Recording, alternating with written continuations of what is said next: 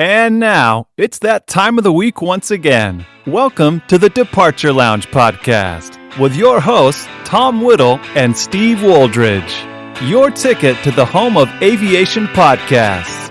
Sit back, relax, and enjoy the flight.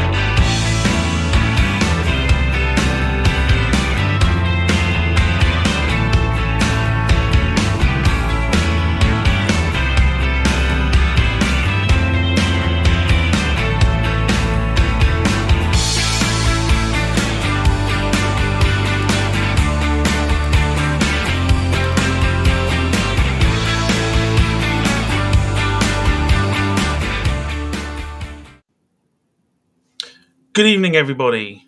Welcome to episode number 28 of the Departure Lounge podcast here on the Departure Lounge YouTube channel and the obviously Facebook as well. So hello to everybody that is going to be watching on Facebook.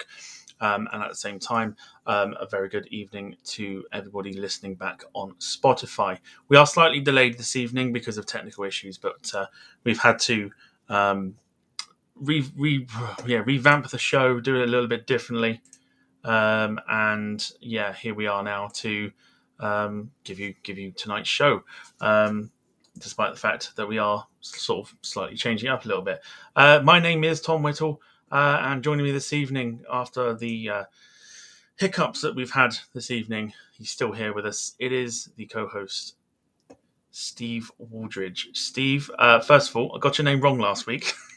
Yeah, no, you did. I thought it was a deliberate thing because there's a chap who will remain nameless who constantly calls me Steve Woodbridge. So I thought you were just having a little bit of a game, to be honest. So it doesn't matter.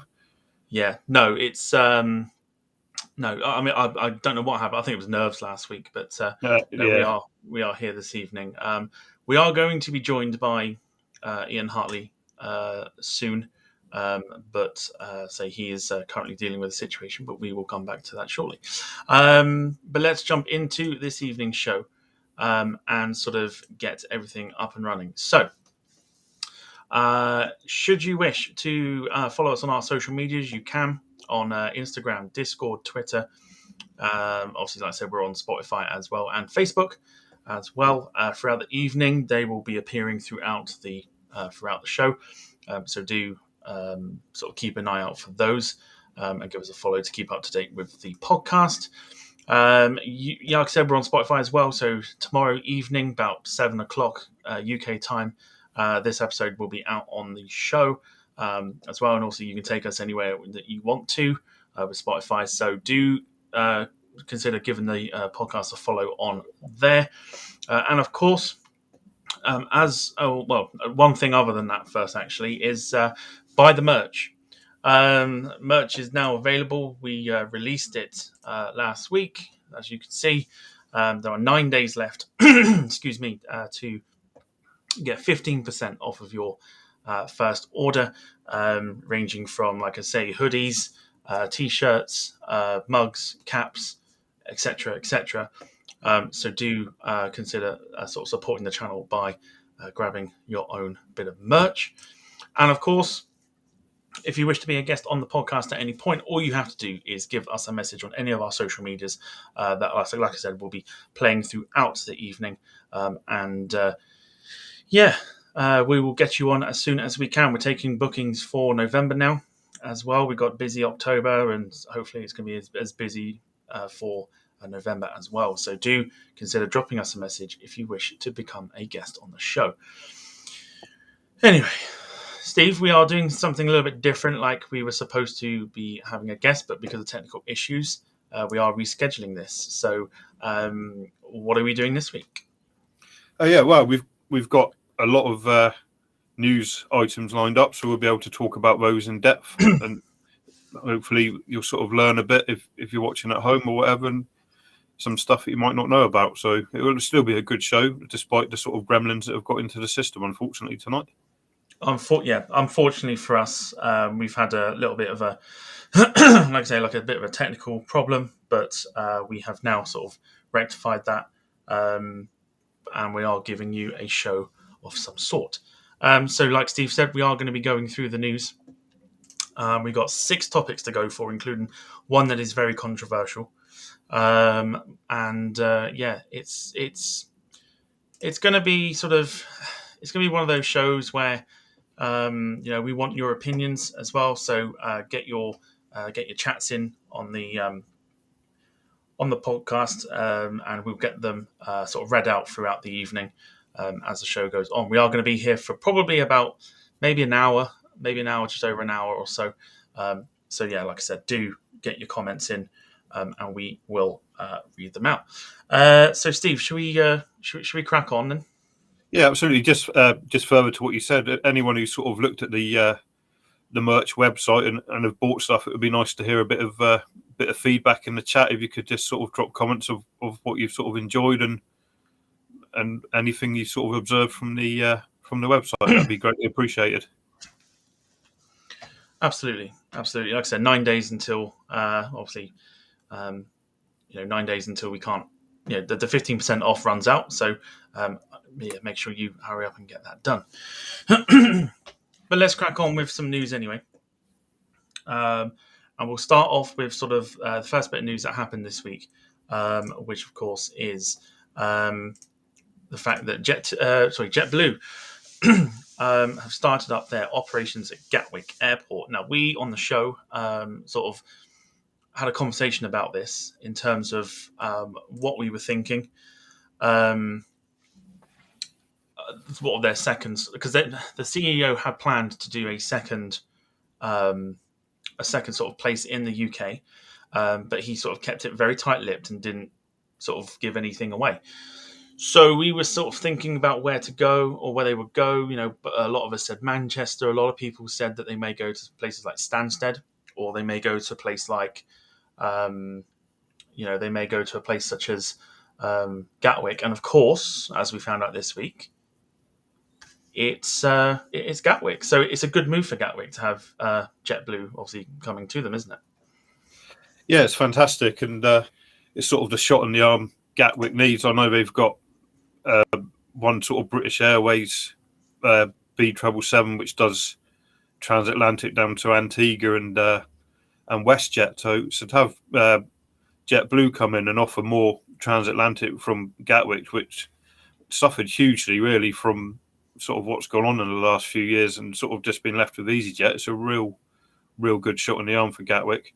And the other people I think benefit quite a lot from it is Aer Lingus, with their sort of proposed new routes to New York and what have you from, was it Manchester and obviously the Irish hubs. That's right. I think they can now quite comfortably sit back and say this model's working, and we can sort of get a piece of the cake and sort of join in. It would be good for the consumers because the prices will drive down, and it'll be good for the industry in general. So yes, it's a brilliant move in all round, really. Yeah, so it works out such as with the pulling out of British Airways of their long haul sort of operations as well. It left a lot of people that preferred Gatwick sort of very limited as to sort of who to fly across the pond to.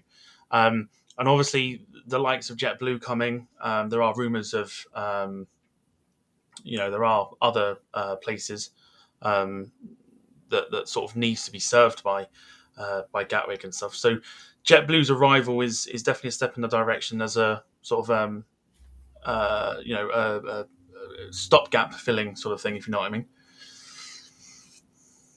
Yeah, that's it. And if you sort of happen to live in the southeast of the country, or even sort of the south coast, Gatwick is a lot sort of more accessible by train than Heathrow is. So it's going to benefit sort of the whole region, and it will sort of offer more choice. Whether they decide to maybe take a northern hub with sort of Manchester or Glasgow, Edinburgh, and sort of expand their operations all over the country if it remains successful, it's sort of quite exciting times for them. Yeah, it's it'd be interesting to see how long it goes and whether they sort of stick with Gatwick and sort of don't follow suit in such as airlines sort of jumping ship and making like a second daily sort of flight just because Heathrow's a bit more lucrative than Gatwick. So fingers crossed that they can actually, they can keep or Gatwick can keep JetBlue sort of for the long term. Yeah, absolutely. I don't know the differences, but the landing costs at Gatwick might even be slightly cheaper than Heathrow. It might sort of attract them to stay more at Gatwick out of the two long term. So I think Gatwick have got a real sort of string to the bow of getting this route going for them. That's definitely for sure. Hopefully, fingers crossed. We'll say some hellos to a few people that have decided to join us. First one being Rob Brown Planeswine, who is a regular. I'll just change that over there. He says, "Evening, chaps. Hope all is well. I'm suffering from a damn cold, not firing on all cylinders at the moment. I think a lot of people are suffering with colds at the minute just because of the change in the temperature. But hope you get well soon, and thank you for joining us this evening." Yeah, all the best. Bradley Penny Aviation says, "What happened to Ian? Ian is in the background. We can see him, but he's having a little bit of an issue technically. So hopefully at some point this evening he will join us." DH Simulation says, "Evening," so hello to you. And obviously Ian pointing out that he's having a tech issue. So we want your opinions this evening on sort of the news that's happened this week, or if you've got any news for us that you want us to kind of share. Obviously, sensible news. We're not going to read out anything that might be a bit sensitive. Do obviously pop them into the chat, and we'll get them read out throughout the evening. Definitely a good sort of a good move for Gatwick to get JetBlue, and I think it's a bit of a surprise for a lot of people. I think that they chose Gatwick over the likes of like a Manchester or maybe like somewhere in Scotland or something like that. Yeah, absolutely. Sort of with Heathrow only up the road, but they've obviously looked at the business model and the potential numbers and thought Gatwick was the place to be. And obviously, again, it's sort of green shoots of recovery for the industry after being on its backside for so long. So it can only be a positive step that they've sort of decided to up their routes over it. Definitely. Right, so we'll move on to sort of the second sort of topic that we have this evening, and it's across the channel with Air France, as they say bonjour to the Airbus A220. Now, they've got something along the lines of about 20, 30 of these ordered, and to begin with, they are to replace the older sort of A319 and A320 aircraft. And it's a fascinating little story that I read in terms of Air France's sort of interest in the A220, is that they're sort of trying to urge sort of Airbus to create a stretched version, so an even longer version than the 300 series, to sort of maybe accommodate for older sort of A321s as well. So the relationship between Air France and the A220 is going to be an interesting one to sort of keep an eye on, and whether Air France have that pulling power to convince Airbus and that to actually create this stretch variant of the A220 that they seem to be sort of pining after at the moment. Yeah, well, the A220 is a good move in general for them. It's a nice versatile aircraft. It can get them sort of anywhere in mainland Europe. It's nice sort of like economic aircraft, so they'll cut their costs. And sort of just looking on flight radar and whatever today, a lot of their fleet is sort of 15 to 20 years old. So you can see why they need this update to come in for them. But it'll be interesting to see whether Airbus sort of go with their request, whether they're a big enough customer for Airbus to want to sort of bend over backwards for them and sort of grant them what they wish. But yeah, like I said, it's going to be one that's going to be very fascinating to keep an eye on. I didn't think that they would order it to begin with, but it turns out they have, and they've chosen to go down this route. But at the same time, it will fit in nicely with them because it allow them to kind of operate into sort of smaller airports that maybe the 320 was maybe too big for, or maybe the 319 just wasn't capable of. So it would make sense for them to have the 220 And like I said, if they get one that's going to be, if they do end up having that pushing power to go, we want to be able to, we want to be able to have the stretch version, which would be fascinating to see because it'll be amazing to see just how much they stretch it by. Because to me, the 300 looks like it's long enough. So it depends if they sort of remodel it a little bit or whether they do something to kind of, maybe put extra sections of the fuselage, after the wing and before the wing, or something like that. But it'd be interesting, like I said, to keep an eye on it and see what happens. Yeah, at some point it's going to start affecting the aircraft's performance, isn't it? If they make it too long and that, it's going to have to go through some tests. And I suppose the issue is if it gets to a certain point, you may as well just update and go for the 320 Neo if you're going to make it that long. That might be Airbus's argument. Well, it's so similar in capacity to the 320. We're not going to do it for you. You're going to have to stick with what we've already got. Yeah. It's it's a move for, at least for them. It's a move for Air France that can only see them sort of getting more sort of modernized and sort of getting with the times and that. They do have a lot of old sort of 319s, especially like the 318s as well, which I think are sort of due to be on their way out. But like I said, I think that's probably the way forward for them is to order the 220 because it's got so much more capability when it comes to sort of takeoff and landing performances than the 320 and 319. So it just works out a lot better for them. Yeah, and it'll be absolutely perfect for like the Paris to Nice hop or Paris to London. It's an absolute ideal aircraft, isn't it? Compared to an aging 320, 19 or 18. Well, that's it. Yeah, that's it. And they got obviously they had the first one delivered this week, and it's currently doing sort of what they call them. Familiarization flights. So sort of flying out of Limoges to Marseille, to kind of get the crew familiar with the aircraft before it enters service at the end of the month. So I don't think it's supposed to hit UK shores anytime soon, I think. But I think the more they get, the more it will, the more it will kind of start to sort of. It's a bit like with KLM. If KLM have the E195 E2, that I don't think that's been over here in the UK yet. But the more they get, the more it will get used, and then the more then we'll end up seeing it sort of over here. So it's for them moving forward for Air France. It's definitely a good sort of a good step forward. Yeah, I say they're sort of synonymous with the Swiss at the moment. I think that's the only 220 I've seen in person at Heathrow. I'm sure there's others, but that's all I've definitely seen. So just a couple of little bits. Yeah, just a couple of little bits here. Rob Brown Planespoint says we factoid 4 years ago Monarch went pop. So yesterday marked 4 years since Monarch left our skies.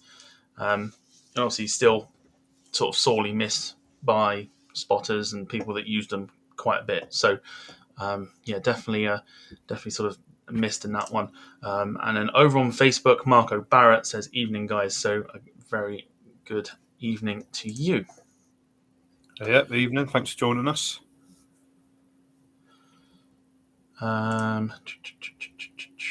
Right. So like I said, throughout the evening, if you have any opinions on any of the news topics that we're going through, we are only going to be here for about an hour. Just like I say, get through the get your comments onto the chat, and we'll show them as and when they come up. But we'll move on to the next one. Next one that happened, and it's quite an interesting one again. As we know, we're about to get a new replacement airline from Italy. So Alitalia's replacement, when Alitalia go in a couple of weeks' time, Italia Trasporto Aereo, they've announced this week that they've ordered the A220, 11 A320neos, and 10 A330neos to sort of spearhead them moving into the future. Did we think? I mean, for me, I knew they would go down the Airbus route, but it's a good move at least to a statement of intent to say we are here to stay and we're going to do things correct now. Yeah, and you think the original aircraft were mainly Airbus, weren't they? So they've sort of continued the legacy on, and what they've ordered, they've gone for the cleaner, sort of polluting, more modern aircraft and that. But my only fear for them is if one business model didn't particularly work, why should the same one work for them? But hopefully I'm proved wrong on it, to be honest, because they're a nice airline to see skies and what have you, and it'll be a shame if they do struggle. Yeah. But that's the worry for me. It'll be. I mean, we'll mention it sort of towards the end of the show anyway. But I just want to. We finally got Ian back. So Ian is finally here. So I'll bring him on now. So, Ian, a very good evening. Oh, hello. I'm sorry. Oh, you're all upside down. The So class Ian is clowns finally then. with us. You managed to get everything sorted now? Yeah, he's sat waiting now. We've sorted it. All good. Fantastic. Well, we sort of changed it to doing the news, but we'll get him on to have a chat with us about the news as well anyway. No problem. But yeah, thank you for finally joining us. That's all right. Can I just show you my new top before we carry on? Show your new top. It's a limited edition. You're the only one that has it, but it may go into the store. It is for Pride. So we're going to have some more designs sort of coming out over the next couple of weeks, which we've got waiting. They are ready to go. So yeah, it should be a lot of fun to get those out as soon as we can. I will just also mention we've put a poll up in the chat on YouTube for obviously we mentioned this morning we were doing a group flight on Flight Simulator, and we sort of invited anybody to join us. It was a lot of fun. And we put the question up of whether you lot would like to join us. A lot of people saying no. That's fair enough. Like, I'm not going to force you. I think most of those are probably pity. Like not pity, but like petty rather. I think I've got an idea for that. But yeah, other than that, do continue to keep voting throughout the evening, and obviously we'll read out the winner at the end. Yes. So Ian is here with us now. And we were just talking, Ian, about the Alitalia replacement. Excuse me. Of ITA, ordering the Airbus A220, A320neo, and the A330neo.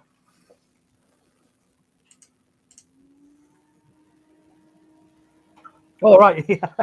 I'm waiting for the I want your opinion sort of thing. Then, yeah. I mean, it's a massive shame that it's having to change again. I mean, how many incarnations now of Alitalia have over the last how many years? It's been going a good few.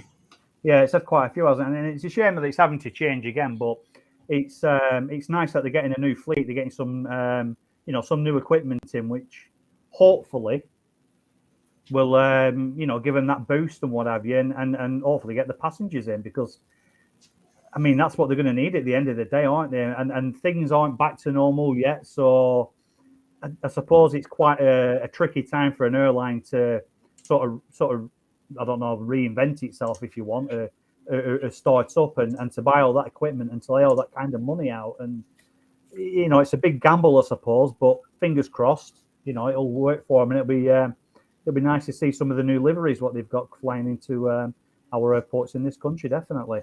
Absolutely. We will bring the guest who we should have sort of had the show around, but again, we'll work around it. But we'll bring him in for some news anyway. Yeah.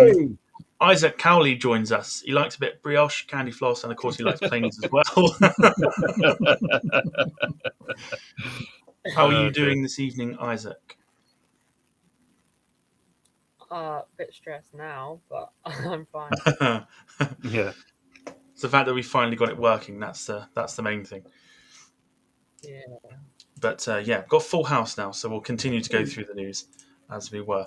How are you familiar with what we've just been talking about, Isaac? With I'll just bring it back up onto the screen there. Obviously, Alitalia's replacement ordering Airbus aircraft.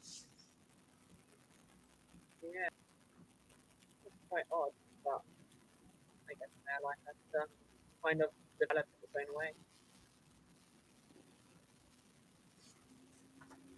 That's fine. We will move sort of swiftly on with couple more comments. So we've got. I've done it again. I've got to change it. I'll get used to it. It's just chopping and changing all the time. Marco Barrett says it will be interesting to see what the livery will be like in terms of similarities to Alitalia. We sort of went over this. Was it last week or week before? Possibly. Yeah, a couple of weeks ago. A couple of weeks ago, we went over it. It's due to look very similar. There was a rendering made on. I can't think where it was. It was on Twitter. I saw it on Twitter and shared it, and it looked very familiar. It's very sort of Euro white, isn't it, from what I remember? Yeah, I don't like to give in ammunition, but it's very tapped with the Alitalia tail on it, isn't it now?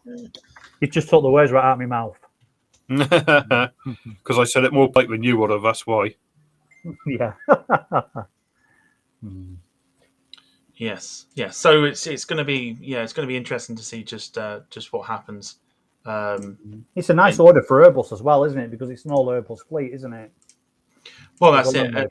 And even though some of the aircraft are actually going from Alitalia over to the new airline, it's going to be interesting to see just sort of how they sort of use them, really. And how they kind of utilize them on routes. Will we see them sort of pick up the routes that Alitalia used to sort of be very prominent with, or do they stick to kind of regional and sort of the more obscure kind of long range aircraft? Air.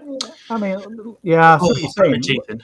Look, looking at your A220s. I mean, they're only short range, but for the size of them, they can do a good distance, can't they? To be fair, the A220. I know Air Baltic have just done their inaugural flight from Riga to Dubai, which isn't a short hop, is it? Not in an A220. So you can certainly get a distance with them. And the A320 Neos have got a good range on them as well, and the A330 Neos. So I think they're going. I think they're treading carefully, aren't they? Looking at that small fleet they've got there, I think they're treading carefully, and I think they're feeling the water a little bit, aren't they, before they go diving in? That's what it looks like to me. It's got a lot of range for a small aircraft, isn't it? Definitely. As I previously said, they've gone for the fuel efficient stuff, haven't they, to sort of keep everyone happy. I don't know whether they're going to be owning these outright or leasing them, perhaps, but we've got a lovely sort of modern fleet there when they do sort of re-emerge from the phoenix of Alitalia there. Absolutely. Yeah, that's it. And it's going to be, like I say, it's going to be one to kind of keep an eye on in terms of what they do with it. And like I say, in terms of keeping Alitalia's roots or sort of stretching a little bit further and going, well, they should have served here, they should have served there, so we're going to go and give it a go ourselves. So, be one to kind of keep an eye out for. There. Another bit. I think the transatlantic one's going to be quite a prominent one for them, with the American-Italian connection, around New York and things like that. Yeah, absolutely. So Huge. That's going to be a good route, isn't it? Yeah, I think so. It's going to be one of those where it's, I imagine the likes of your New Yorks are going to be sort of kept, and sort of the more lucrative routes, possibly diving into South America, maybe, especially with the fact that they're ordering the 330 Neo, which is going to have a bit more range to it. Yeah, definitely. So they may venture into markets that Alitalia probably didn't feel were right. So we'll have to sort of wait and see. But we won't talk too much on that. Yeah. Yes, you'll find out at the end. Right, we'll jump on to sort of the next topic that we've got here. Like I say, we are here for maybe just over an hour, so another sort of half hour, maybe 40 minutes. And of course, it's the thing that everybody's talking about at the moment. It's the Emirates A380 livery that came out, and we've all got our opinions here as to what we think it looks like and how we think it looks like. But Isaac, what have you seen any pictures of the new livery? And if you have, what do you think? Yeah, I have. I think Emirates took a leap because their normal livery looks quite smart already. But adding all that paint, one, it looks a bit odd for that specific airline, but also fuel efficiency is also a big key factor for it. Absolutely, especially putting all that extra weight onto a plane that's already overweight anyway. Um, in terms of that, but it's causing quite a stir. Not just kind of for sort of spotters and things like that, but like in terms of like Facebook groups and things like that, a lot of people are looking out for it.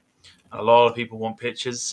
Ian, I'm right in saying that somebody said on Facebook that it's due into Manchester Airport this Tuesday. This Tuesday, yeah. There's rumours flying around that it's due into Manchester on Tuesday. I mean, that'll be a fantastic catch if it is actually coming in. I hope it is. I think I'll be off for that one. I'll be going to look at it. You should be, because you'll be a fool to miss it. Absolutely, yeah. I mean, it's not. I don't think it's going to make many visits, but I think the point of the plane is more. I mean, let's face it, they're Arabs. Fuel isn't an issue to them, is it? So they've got plenty of that stuff, haven't they? I just think it's a billboard for them. It's a billboard for the expo, isn't it? Mm. And that's all it is for them. It's a big flying advert, isn't it? And I think they'll try and get it into as many destinations as they can over next. I mean, 8 months, 10 months, however long it is before the expo's actually on. So I imagine they're going to it's going to be flying around all over Gaff, isn't it?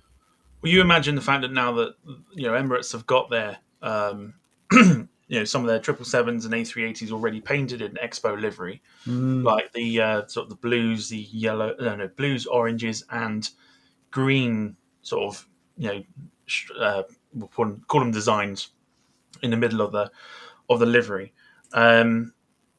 It's to go very bold with an A380 is definitely a statement as to sort of just how money is not an issue for an airline like Emirates that can just splash this code. Because don't forget as well, apart from the likes of like Etihad, obviously having that, the new livery put onto the A380s and that, and apart from that, you can't really sort of maybe high fly, but you can't really sort of think of any other special liveries that are actually adorning any A380s at the moment. Yeah, see, I sort of 90% like it, but the big white panel just behind the cockpit makes it, don't know, it's like, here's a cargo door, and they should have just slapped blue on the whole thing, not left the white panel. I know it's done in such a way that the windows look like a tear of paper and that, but for me it doesn't enhance it. I'd have liked to have seen the whole aircraft blue, and that white panel lets it down. I say it just looks like a cargo door, which they've sort of got bored and didn't bother getting around to painting. I think it's going to be a livery that's going to be around for a long, long time. And like I said, I think even if you look at it in 2, 3, 4 years' time, it's still going to be one of those liveries where, you're going to be sat there like, wow, I can't believe that I've managed to actually get either a video or a photo of this plane, especially considering that now the A380 is sort of a dying breed, but for Emirates, they're going to keep theirs for a long, long time. So, if you get a chance that to go to like Manchester on Tuesday, or it's going to be scheduled to go here, there, and everywhere. I think today it was in Paris, so that tells you everything you need to know as to sort of how they're using it. I have read that the aircraft itself is designated for like North America only, so it is rare to visit Europe. So it's definitely one to try, like Facebook groups and stuff, just to keep an eye out on. I mean, I won't be able to see it unless I travel up to like a Manchester or a Heathrow sort of thing, and it's scheduled in. But it divides opinions. I've seen people that actually hate it. Like I've seen a lot of people that are like this is like it reminds me of like a, okay, you imagine like one of those kids' toys where you got to put the shapes through the gaps. Yeah, It's yeah, all yeah. very I know what you colourful mean. and things like that. It is very bizarre. But yeah. For The example, barometer is, if it came out when it comes out as a model, would you rush to go and get that one, Tom? 100%. You're not passing that up as a no way. No way are you passing that up at all. I've done it again. I haven't changed it back. What about you, Isaac? Would it fit on your Bournemouth? No, not at all. Be slightly out of scale with it, perhaps. Just a bit. What if it was 1/200 scale? But yeah, Marco Barrett on Facebook says, from photos it looks a bit in your face, but I'd have to see it in person. I'm hoping to be at Manchester on Tuesday for it. There you go, Ian. Yeah, I'm just looking at the arrivals for Tuesday. They only go up to 8:05 in the morning at the moment, so It'll probably be due in sort of in the morning on the morning. it sort of gets around lunchtime, around about 12 o'clock, 1 o'clock. Is sort of that kind of time. But there is I thought Heinen had stopped flying. No. Aviation 19 on YouTube says hi, so hello to you. Yeah, evening. See if there's any departures or anything. See if we can get any other clues. Whilst you have a look through that, Rob Round Plane Spotting says on YouTube, it's different if nothing else, kinda All Nippon Airways A380 or High Fly A380. And I think it's a very good comparison actually, compared to comparing those two, especially the All Nippon and High Fly A380s, to to the airlines. We had it up. Emirates. There we go. Don't know what happened there. Compared to the Emirates one, it's a fascinating sort of plane, especially to throw money at it, like wallop straight at it, and go, here you go, here's the plane we've got. I said that it reminded me of something. I'm sure it was in the 90s. I may be wrong, but there was a program or a kids' TV program on telly, and there was it's like a school bus or something, but it's very polka dot sort of thing. Was it Playbus with Y-Bird or whatever it was? I've got a feeling it probably was something like that. Yeah. Isaac just texted me that. I didn't know it off the top of my head. Ian's got his hand up. Go on. I'm just asking where this conversation's leading, to be honest. We're just on about let's swiftly move on. No, it is a very nice livery. It's eye-catching. It's unusual, isn't it? It's and to say that if it's going to fly around to all these destinations, it's not going to be a regular visitor. So it might only come into Manchester once, and you're never going to see it again after that. So well, that's it. That's why you'd be a fool kind of not to go and see it if it's like I said, it is designated to fly purely to North America. So it's a bit of a rare occurrence if it does indeed go to Manchester on Tuesday. Yeah, it's a shame there's nothing up there yet. Yeah, so I'll have to keep my eye on that on the. Tomorrow you might get it on there. No doubt, Facebook and Twitter will be full of photos. Yeah, well, as soon as the arrival's confirmed, the arrival will be up there as well, won't it? So you have to get down there like 3 o'clock in the morning just to get a decent spot. Yeah, I'm just wondering where to go and get it. I mean, the viewing point's going to be the place because it'll taxi right past the front of it, won't it? But it's going to be absolutely chocker on there, isn't it? Is that fence not horrible in there though? No, you can get above it. You can stand on. They have like on the main platform now, on the main viewing platform. They have like they look. I think they're meant to be benches, but they're big enough to stand on, so you can get right over the fence. I think the biggest problem with the viewing park is where they built the new executive lounge. There's two like galvanized posts just to the right hand side of it with security cameras on. Now they're getting way. They just ruin every photograph you ever take. Did you go there, Isaac, the other day when you were in Manchester? I did, yeah. Yeah, it's quite good. It's just the barbed wire was quite annoying for me. Yeah. I mean, you can crop the barbed wire out of any photographs you take, and you still can get. It's not as good as it used to be. I'll say that, but for viewing and things like that, there's not many places like Manchester, is there? No. So you can't knock it. So, and there's plenty to do as well when you get there.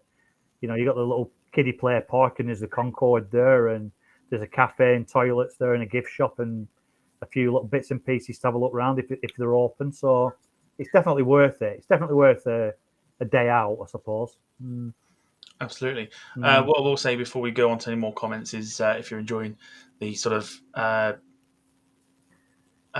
replacement show, if you will, leave a thumbs up. It'll be massively appreciated.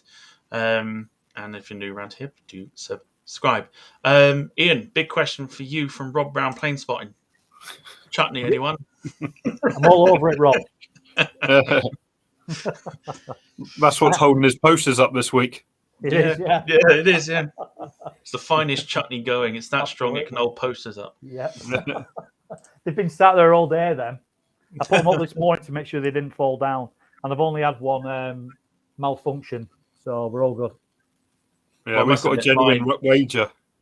I stuck mine up, and this one kept falling down Did it? a lot. So I was like, I better not do it during the show because I'll get ribbed otherwise. Absolutely. We've got a genuine wager between Tom and myself to see which one falls down first. Oh. I've got There you go. the one on the right. Tom's got the one on the left. I've got a bit of peely blue tack there. No, we're Oh, good. don't stick it back down. That's cheating. Cheating. Cheating. But It's gonna be a tribute to Rob Brown Tom. Plane Spotting again. A tribute to Tornado next week up there. Chutney with half-life of uranium. There you go. It doesn't last forever. It's like jam. And Aviation 19 says that the shop there is good and the spotting place. Yeah, definitely. It's a bit pricey though. Aviation 19. It's a bit. I find it's a bit on the pricey side. But yeah, fantastic. We're going to move on to sort of a very somber kind of topic now. And of course, we heard the news this week that TUI were retiring the 757 after sort of decades of service between the likes of Britannia, then moving into Thomson Fly, and then obviously Thomson, and then TUI.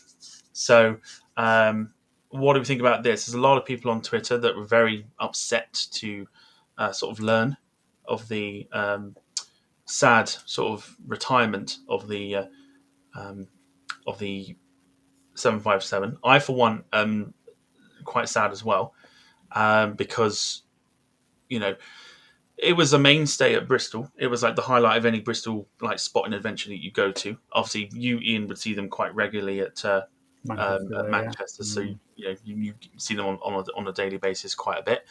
Steve, did he ever sort of travel from Bournemouth?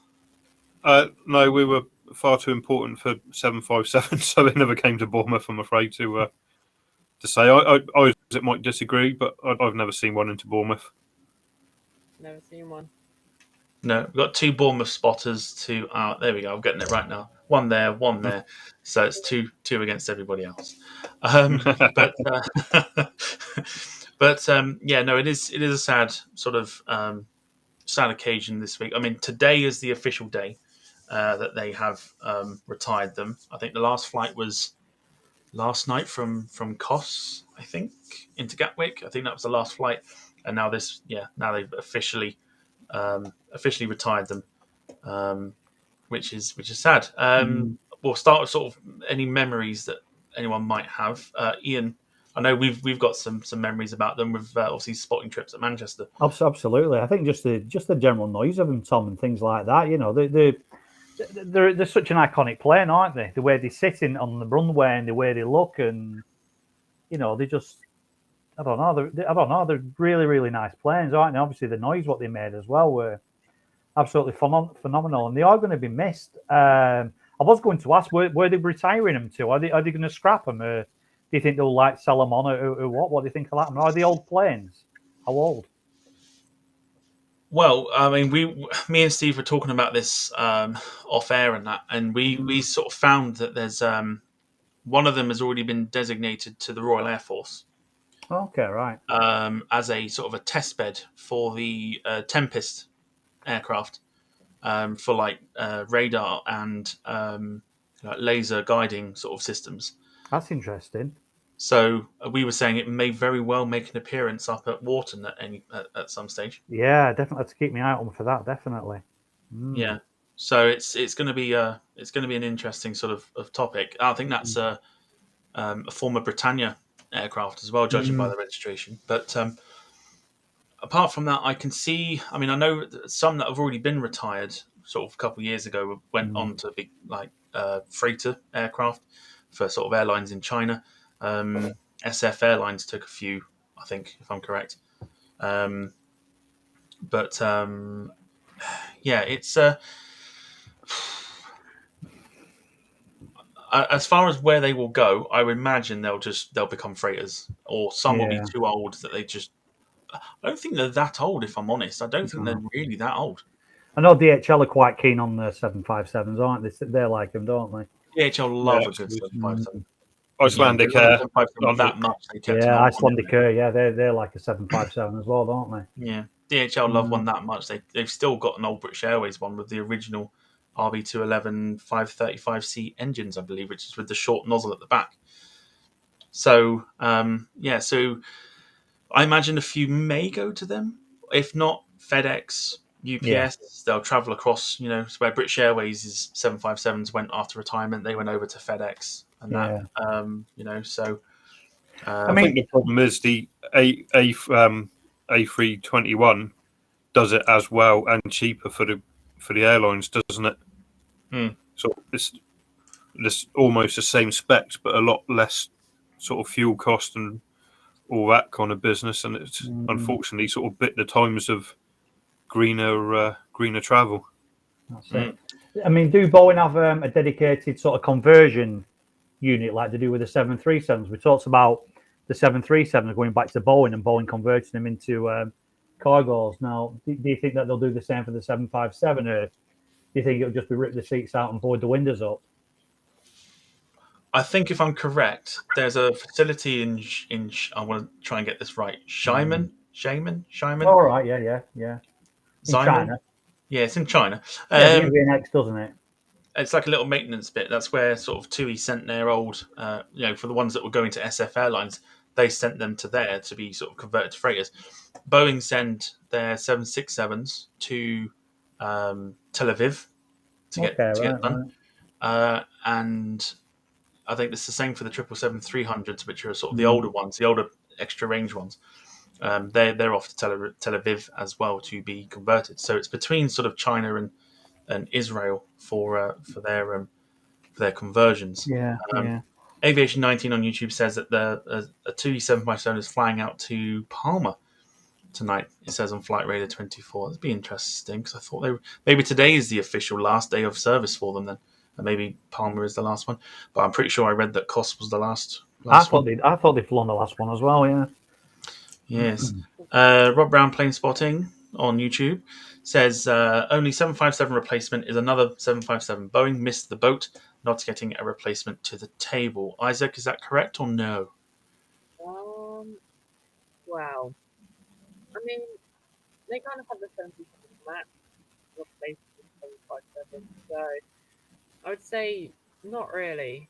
But back to Aviation 19's comment, it says it's flying out from Birmingham tonight, but it's not official yet. Interesting. So maybe Birmingham gets the honour of having the last one, then maybe. Who knows? It's all over the place at the moment. Yeah. Keep an eye on it. Yeah. Grey Blue says, great podcast, guys. So thank you very much. Yeah. Thanks, Grey. Yeah, haven't you got a T-shirt almost the same as Ian, sir? Yeah. Oh, she's not listening. She's playing Sims. Yeah, very, very similar, that T-shirt, to the one that she had. I'm sure of it. Sure, it is, but the design's the opposite way. That's where I've seen it, you see. Yeah, of course. Aviation 19 again throwing us some stats by saying that some of the TUI 757s are 20 and 21 years old. Not old at all, really, compared to some of the 757s flying around. Definitely not. There's a few years left in them yet, isn't there? 100, yeah, definitely. I think some of the DHL ones are knocking on 28, 29 years, I think, aren't they?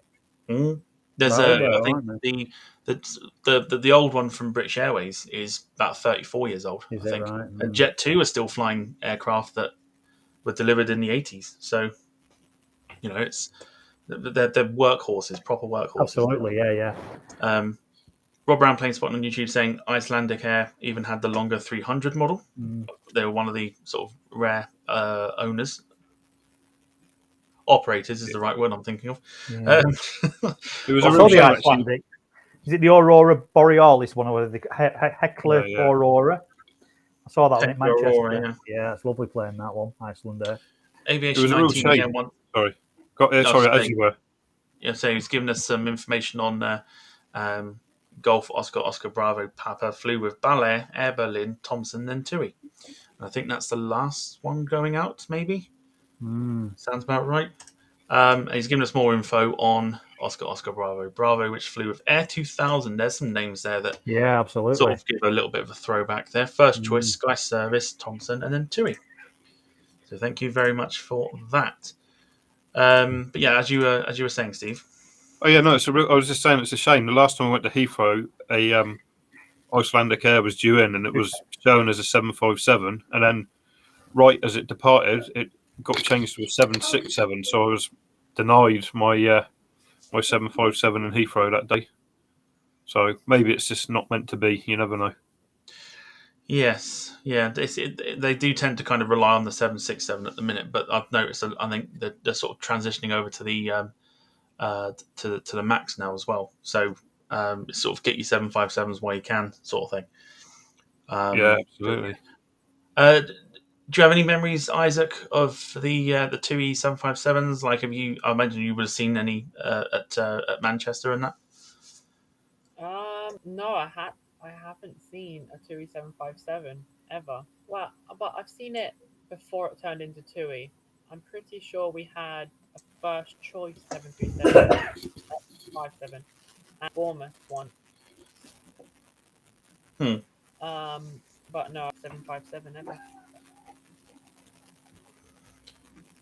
Yeah, it's a shame they didn't really use them at like the bigger sort of like Bournemouth and places like that. Really, I know they obviously had a couple based at Bristol, which is why it's missed there.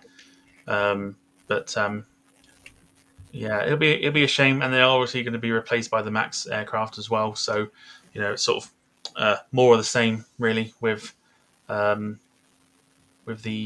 sort of the 737s. We either get the new gen or the Max aircraft, and not something a little bit different. Which is why I'm a firm lover of sort of the older generation of aviation, because you had so much more choice than you do sort of nowadays. Yeah, that's it.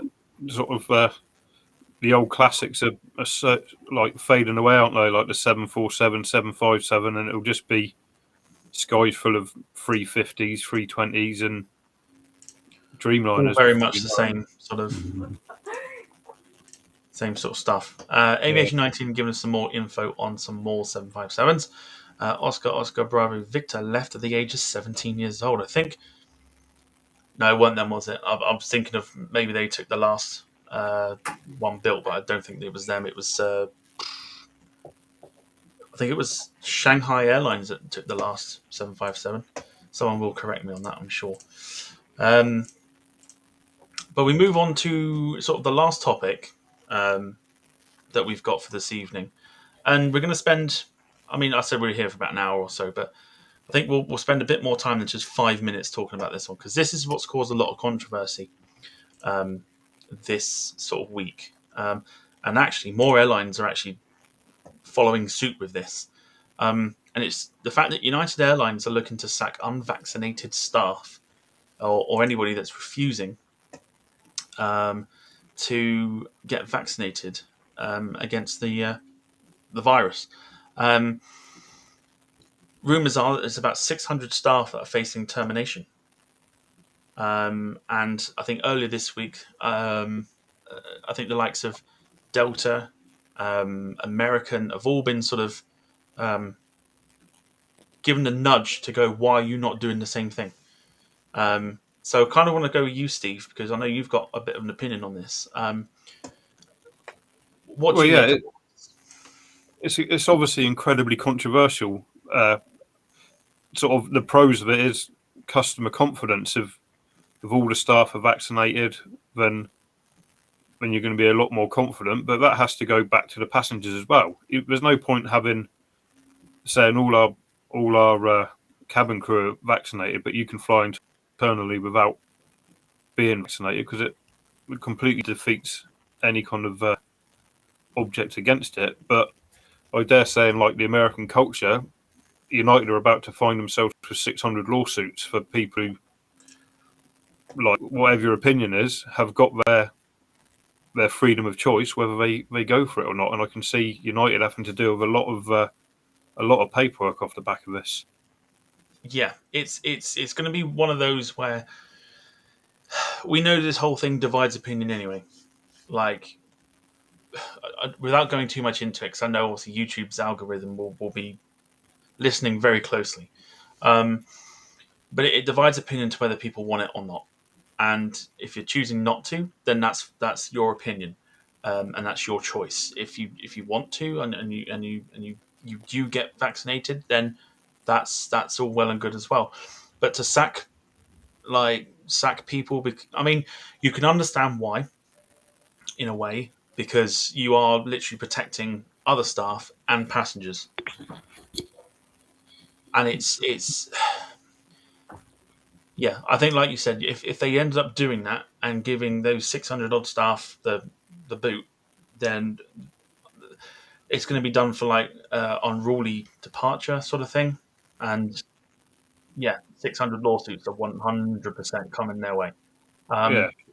Ian, you look like you're about ready to say something on this. No, I'm just thinking. I mean, it's down to yourself, isn't it? It's personal choice. But like Steve was saying, you can't expect all the staff to get it and then expect the customers to get on the plane who's not had it and things like that. It's got to be. I think it's got to be through the board, hasn't it? And we've seen all these arguments on TV about. I mean, there's care home staff in this country who are facing the same kind of dilemma, aren't they? And I think this is just going to rumble on and rumble on and rumble on, isn't it? And you know, I would probably just wait and see what happens. I mean, I don't know. It's well, particularly as Tom says, if Southwestern American are getting bullied into it, it's going to become a massive scandal.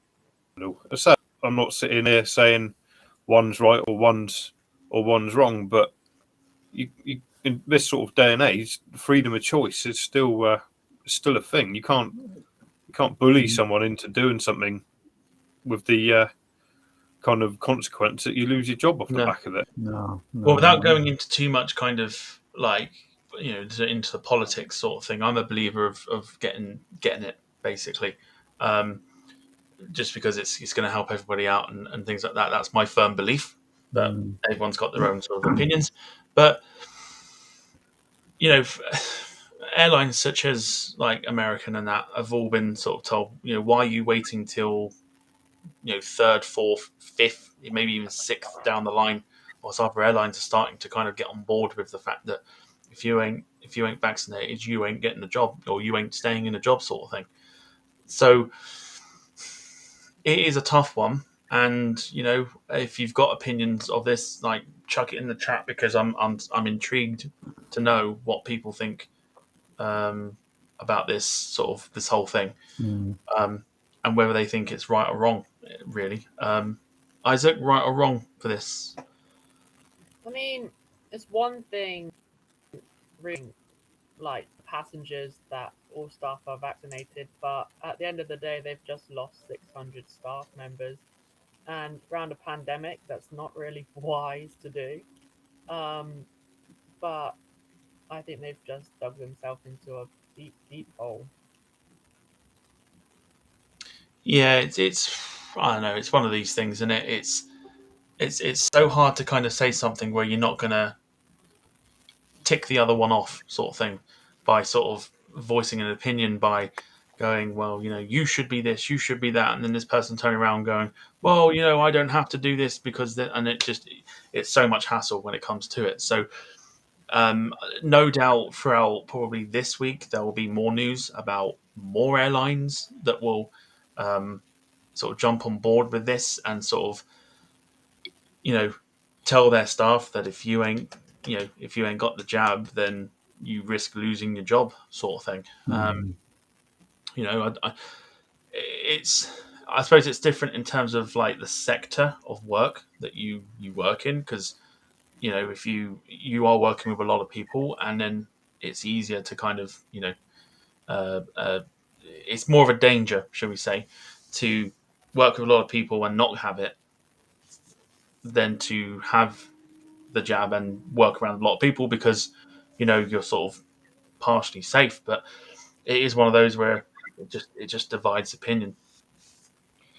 Well, that's the thing, isn't it? You hear of flights, and there's someone's got like a sickness bug or whatever, and a sort of 8-hour flight across the Atlantic, and before you know it, the whole plane has then got the sickness bug with sort of the air being circulated and the proximity. And without being an expert on medicine, the same might be true for what we're going through now. I don't know how sort of transmissible it is if it goes through the air system and recirculated, but yeah, if you have a plane of 180 people and let's say 30 of them haven't been done, then potentially 30 people have then got it to go and give it to a ton of other people. So it is safeguarding for the staff, but equally, if I at my work, if my boss had said that and I was strongly against it, I'd be thoroughly fed up if he turfed me out off the back of it. So it's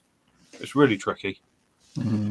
Yeah, it's definitely a catch-22, and Rob Brown Plane Spotting hits it on the head by saying, definitely raises a lot of moral and ethical issues, and it's a tricky one, which is why sort of we've got to be a bit careful as to what we're saying, because YouTube's algorithm will pick it up and probably ban the video or even the channel, and we don't particularly want that with channels sort of going under at the moment. A couple that we know.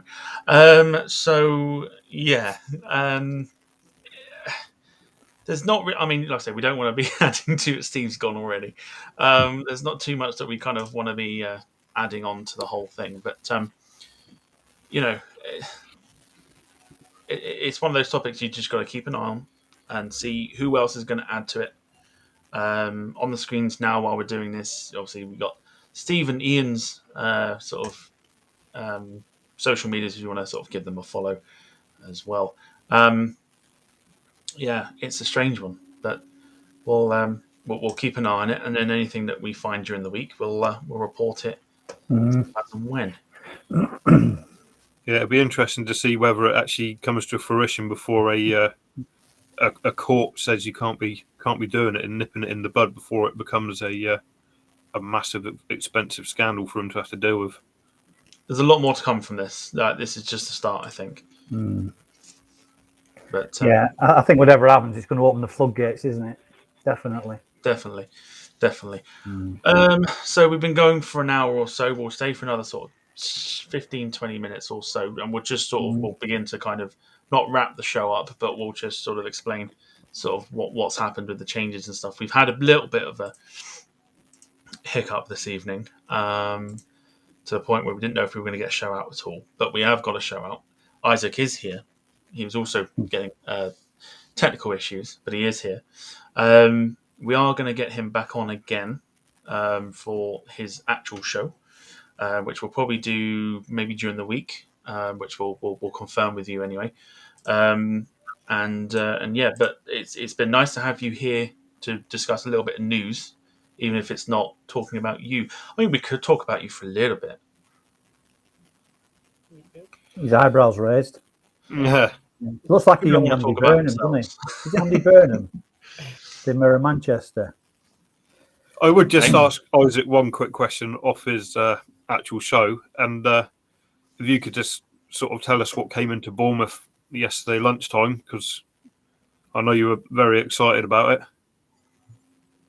Yeah, so yesterday we had at Bournemouth our first ever 737 MAX for Ryanair, but it was in the Buzz livery, which was extremely extreme. It was trucking it down with the rain, but that didn't stop me and Steve. We still went out. We got drenched, but it was a 737 Max buzz, so okay. That's dedication right there. Yeah, I think I'd rather see it in the sunshine next time because it properly soaked me, and then I had to stand out all afternoon. I was borderline hypothermic by the time I got home. But that's, Excuse me. yeah, that's what a 737 Max would do for you anyway when it's the first one into Bournemouth. Still beating me to seeing one. So It's 2-0 now. Ian's had a few on the ground. now. Yeah. It's not that. It was the buzz livery as well, weren't it? So I mean, that's rare in itself, isn't it? In this country, you're pushed to see something like that. Well, it was hammering it down that hard that Noah was about to come out of retirement, and they didn't have to worry about giving it the water salute because sort of nature had taken care of that big time. Absolutely, yeah. It was rough yesterday, weren't it? Oh, horrendous. Fantastic. Right, well, we'll sort of wrap that up. We'll save the rest of the questions for when we reschedule the show with Isaac. But like I said, we're here for a little bit longer. So if you haven't voted on the poll, at the moment, 45% of people said that they would join us. I don't care about the 55% who said no, because it's not going to matter to you, is it? So yeah. We'll keep it up to date. We're looking to kind of do it weekly, and we're also looking to kind of stream the flights as well. We sort of had a test run today, not streaming it, and it was good fun. I think we enjoyed it, didn't we? Yeah, absolutely. Definitely good fun. Getting through the cloud at the end was a bit tricky. It was proper kind of pea soup when it going through there, but we actually hit the black bit for a change today. Ian totally Ryanaired his aircraft, and I got it down. That's it. You got it down. That's the main thing. But halfway up the runway, but past the touchdown zone, but it'll do. Yep. I got it down. There's bits of tyre all over Edinburgh now. I think Rob Brown plane spotting will be able to nip out and get a few souvenirs from me. Me Air France 320 what flew in this morning. Probably turn it into a chutney if he wants. Well, I think I turned off at passengers into chutney, to be honest. Yeah, well, I used every inch. Go on. I was going to say I used every inch of the runway for my landing. It was, I think the back end would have been over grass and the wheels were just touching the black bit. So literally, it was right on the beginning of the runway, like nowhere near the touchdown bit. I had to send you video evidence that I hadn't hit the grass. I've not seen that video yet. And we've got it for you tonight. No, I'm not. Rob Brown Plane Spotting on YouTube says he saw a few Spice Jet Maxes on delivery through Prestwick, which is very exotic. Excuse me. Got a frog in my throat. Riveting. So yes. So we're sort of going to be partially begin to wrap the show up. We're going to talk about sort of what we've got coming up over sort of the next sort of couple of weeks. So as we've said, we are going to be sort of rescheduling what should have been tonight's show for during the week, but we will confirm that once we've sort of spoken about it. What else have we got? We've also got obviously Flight Sim coming as well, sort of next week. We've all got sort of our own little world tours going on, but we're going to be sort of picking a flight, and then we'll see if anyone wants to join. If you don't, fair enough. Not the worst thing in the world. It'd just be the three of us otherwise. But and we don't have to be great to do it either. Yeah. But yeah, so we'll be doing that, and we've got a couple of projects coming up which we're sort of looking into as well, which is going to be a lot of fun. We're just deciding on a day to do it and sort of how to do it. I know how to do sort of get round to doing it, but not completely. So we'll get around to it. But it's very exciting, and it also gives you viewers an opportunity to get involved as well and have your knowledge tested. That's all I shall say. Anything else we need to add? Just to get buying the merch. We've had a good start to the shop, so it would be nice if people would sort of carry it on buy some stuff in there. Some good bits to be had. So if you hadn't bought anything yet, now's your chance. So yeah, There we go. I'm wearing Hang on. I can't get used to this bloody camera. Hang on. There No, we I've go. been covered up by your symbol. I'll go that way. That's fine. That's all right. Yeah. You can get hoodies, you can get t-shirts, you can get cups, you can get mugs, you can get anything you like on the shop, which is in the description below. And as you can see on the screen, if you're watching on YouTube, you can get 15% off on the first order right up until October 11th. So you've only got 8 days, soon to be 7. So literally a week Monday to get 15% off your first order. I've got Very the boxer reasonably shorts priced. as well. I can show you them. Hey? I said I've got the boxer shorts as well. I don't want to show you them. Right, time to wrap the show up. We'll get to see your Edinburgh landing and the back of them, so we'd rather not. Oh dear. Oh no, definitely wrapping the show. Forget that. God no, don't do that. By the Lord Jesus, don't do that. Well, there's another remark about chutney, but I think we'll leave that there. I think. No, absolutely not. There you go. Rob Brown Plain Spotting. Anyone got recipe for rubber chutney? I hear it's popular on Flight Sim from Edinburgh. Ian's got one in his cookbook, I'm sure. I'm sure 180 degrees at 20 minutes. It'll be fine. That's it. 20 minutes, 180 degrees. It'll be fine. Wonderful. Right. So, as we know, during the week, we'll be doing the show with Isaac again. But this time next week, the reason we didn't talk too much about Alitalia is because we are doing next week the rise and fall of Alitalia. Isaac's gone. So bye. Yeah, thanks, Isaac. That's all right. Next week we are doing the rise and fall of Alitalia. Just a week left to sort of go. Actually, no, tell a lie. It's about 11 days. They're due to go on October 14th, and next week we'll be sort of talking about them and giving our own little tribute to an Italian giant, not just in the airline industry, but also sort of throughout, including the motorsport industry. Of course, the Lancia Stratos, as we know, the very famous vehicle. And there we go, that's where he is. His computer died. When he's commented shambles, I hope he's talking about himself. So Isaac is there. He's listening, but he's there, and his computer died, and it is shambolic that your computer died. But yeah, no. Next week we are doing. I'm say looking forward to it, but at the same time, it's going to be quite somber. The rise and fall of Alitalia. I mean, as we say goodbye to an Italian legend. Yeah, but at least he's been reincarnated, haven't he? So it's not all bad, is it? Way to go to ruin the ending, Ian.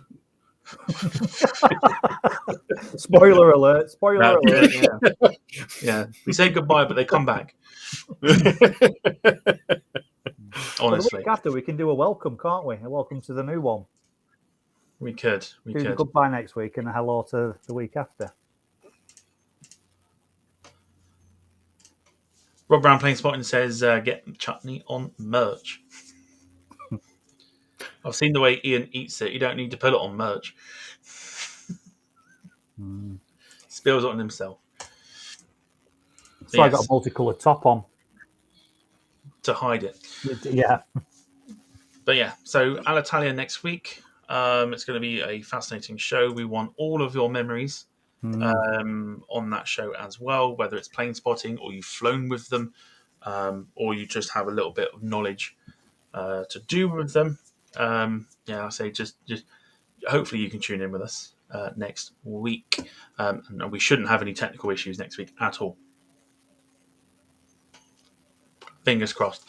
So yes, we are going to begin to wrap the show up this evening. So this is the portion of the show now where we give some shout outs, and a little bit different because we did this last week as well. If anybody listening on Facebook or on YouTube has any shout outs for anyone, whether it's family, friends, etc., put them in the chat and we'll show them as we do our own shout outs. But first, we'll go to Steve to do shout-outs. Okie dokie. Yeah. First shout out is to Isaac. He certainly got a better head on his shoulders at 15 than I did. I'm sure I was probably seeing how many Skittles I could fit up my nose at that age, so he's doing better than me. Second one's a bit of a sad one. There's two young lads who were staff for an aviation media company, and unfortunately we've only had one gig, and they've it looks like we're going to be made redundant. So a shout out to them. I won't name them individually because it won't be fair. I feel for the staff, I really do. Well, yeah, it's an unfortunate thing. I think they were quite excited by it, but such is life. And finally to Tom and Ian for not just the show, but the fun we have during the week. And I am the chicken run champion. So that's all I've got to say on the matter. You are, aren't you? Now, people will have heard that and gone, what is he on about? We have a little inside joke on we're all gamers. We're not going to lie about that. We're all gamers. We play a bit of Grand Theft Auto, and we come up with a very simple game where we have to run across the road in first person and not get hit by any cars. Basically like chicken. So we decided to kind of turn it into a bit of a tournament, and Steve won yesterday. So Steve is the current champion of GTA Chicken. It's super silly, but it's a laugh, isn't it? It's funny. It becomes serious when you're on your last run. All the other times it doesn't matter, but if you're about to win it, it becomes the most important thing in the world. It's frightening how much you get into it. It is it's crazy. Just before we move on to Ian's shout out, Rob Brown Plain Spot says, any guesses on rumoured B1s into Fairford? I've not heard anything to do with that. I've heard rumours about B1s coming to Fairford. There was something on a Facebook page. I think it was on Friday or yesterday. I was reading. I'm not really clued up on Fairford. I think you need to have a bit of inside knowledge, don't you, with them kind of places. So I would just wait and see. I mean, you can only check ADSB, can't you? And hopefully you might spot something. That's it. So that's it. In fact, Rob, I think they'll come over the top of you. I think, won't they? Yeah, they seem to fly in from the north, don't they? So yeah, that'll be a good spot if you can see something like that. So we'll go to you now, Ian, for some shout-outs. And like I said, anybody that's got any shout-outs, put them in the chat because they're going onto the screen now. Over to you, Ian. Yep, yeah. Just a shout-out to yourself, Tom, and a shout-out to Steve as well for a good podcast tonight. And a shout-out for Isaac, who had these technical difficulties, but we worked through them and everything. We got that sorted. So it'll be nice if we can have a proper chat with him later on this week. Thanks to everyone who's commented. And that's about it. And a big thumbs up to my mates on the Chutney channel. So big up Chutney channel. Must get them on at some point. Maybe for the drunk week. Oh God, that's the other thing that I was going to mention as well. Was we had somebody mention last week on in the comments about doing a drunk podcast.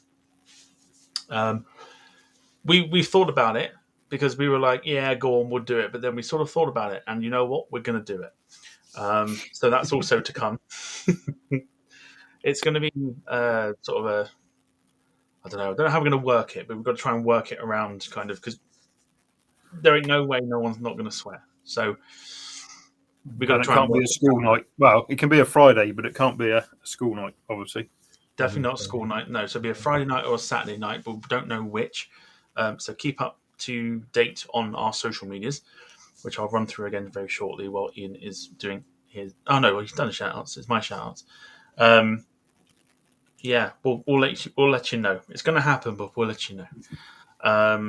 But yes. So yeah, on the screen now are the social medias. So my shout outs this week.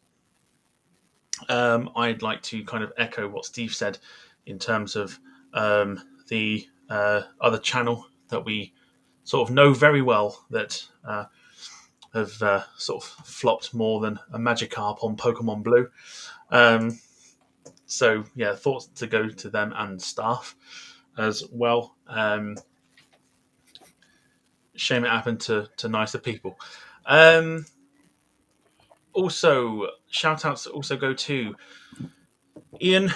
for sort of persevering with the fact that we had issues and we were trying to get it working, and obviously joining halfway through, and obviously contributing the way that he has done. Like I said, this is not what we had planned, but we've done it anyway. So hopefully everyone's enjoyed it, and if you have, give a thumbs up. There you go. And Steve as well for being a wonderful co-host as well. Once again, NHS workers, frontline workers across the world, etc. You know. I'll bring out my inner chav and go, big up yourselves. Doesn't suit the whitest man in the channel, but massive sort of respect to everybody that's sort of working hard to get us through this difficult time. Who was I going to give a shout out to? Somebody mentioned it. No, I can't remember. It's the second week now in a row. I think I've just forgotten who I'm shouting out. But a big thank you to everybody that's sort of persevered and watching with us. Not watching with us, watching us, because we're not watching it. Hopefully next week you'll be able to join us for sort of a bit of a somber kind of evening discussing all about Alitalia.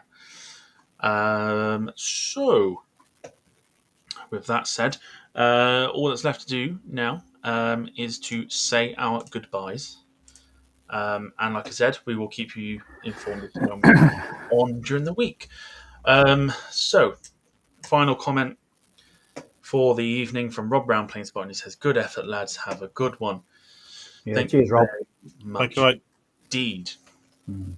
So we'll say our goodbyes, and we're going to do it properly this time because no one did it properly last week. Everyone was just like, "Cheers, then."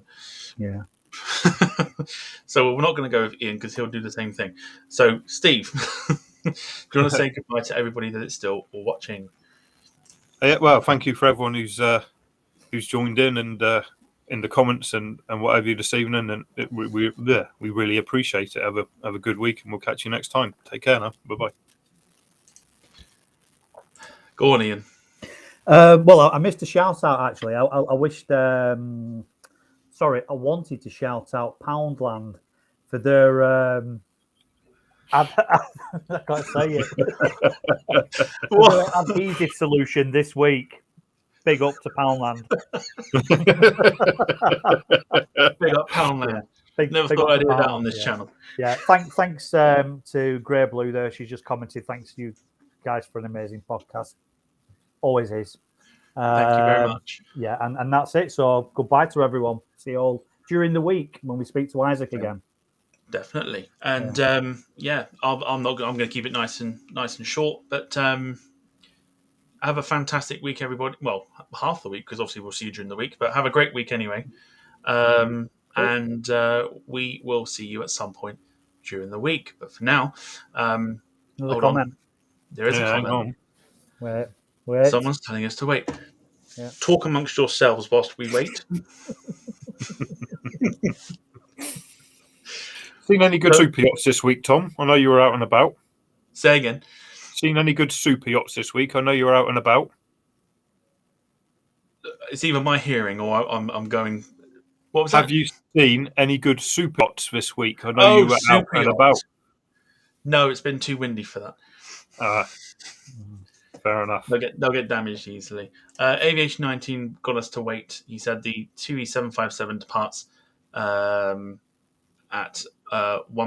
6 minutes past 1 in the morning. So there you go. That is the last 2E757 flight. Yeah. And then Grey Blue, peace sign. Peace sign. Peace out. Peace.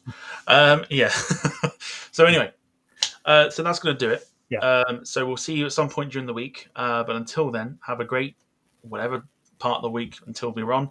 I will see you for episode 29 with Isaac Cowley during the week. Yeah. So take care, everybody, and we'll see you during the week. Cheerio now. Bye-bye. See ya. Bye. Take it easy. Bye.